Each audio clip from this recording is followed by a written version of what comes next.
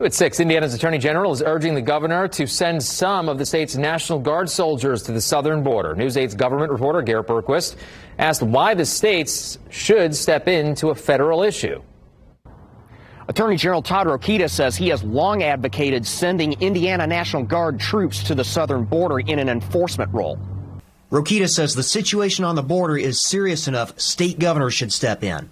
Why Indiana? Why these other states? Because when there's no border, when there's no border policy, when there's lawlessness at the border, every state's a border state. On Tuesday, Texas Governor Greg Abbott sent a letter to the nation's governors. He asked them to send all available law enforcement personnel and resources to the border. On Tuesday night, Indiana's Eric Holcomb was among 24 Republican governors who signed a statement supporting Abbott's efforts. Florida Governor Ron DeSantis already has committed 800 National Guard soldiers and more than 300 officers from various state agencies in response to Abbott's call.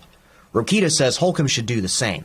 We should be spending, and I've said this publicly before, we should be spending some money by sending the Guard, our Guard, down to the Texas border, not to do paperwork, not to transfer anybody, but to stand shoulder to shoulder with the Texas Rangers like I did, and other Texas law enforcement like I did 3 times going down there, because we need to stop this illegal immigration from happening. So far, Holcomb's office says he hasn't sent anyone. 20 Indiana National Guard soldiers already are on the border as part of a federal mission. Rokita cites the fentanyl epidemic as reason to crack down on illegal border crossings. Federal statistics show 3/4 of drug smuggling convictions involve U.S. citizens, not immigrants. Given those numbers, why focus so much on people who are here unlawfully? Why not instead focus your resources on our neighbors who are bringing all this stuff in? What about the human trafficking? What about the human mules that are being used? Human beings being packed with these drugs and being sent literally like animals across the border carrying the weight of these drugs.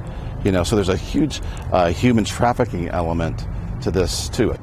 I also talked to Senator Mike Braun about the situation. Braun was more circumspect. He said he would stand behind whatever decision Governor Holcomb made as to whether or not to send any resources to the border. At the State House, I'm Garrett Bergquist for Wish TV, wishtv.com, and like us on Facebook.